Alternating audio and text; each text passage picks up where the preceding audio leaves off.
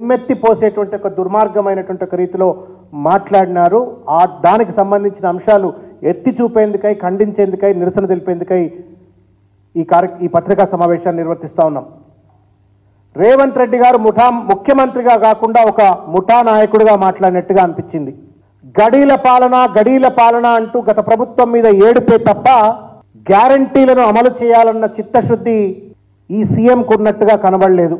గతంలో ముఖ్యమంత్రిగా పనిచేసిన కేసీఆర్ గారు ఎన్నో పథకాలు తెచ్చినారు. విజయవంతంగా అనేక పథకాలను అమలు చేసినారు.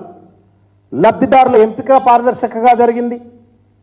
కానీ ఇవాళ ప్రజాపాలన పేరు మీద కొత్తగా దరఖాస్తులు చేయాలని చెప్పని ప్రజల నుండి కోరడం ఏదైతే ఉందో ఇది కేవలం టైం పాస్ కోసం మాత్రమే. మన తెలంగాణలో తెలుగులో సామెత ఉన్నది, రెడ్డొచ్చే ఆట మొదలయ్యని చెప్పని.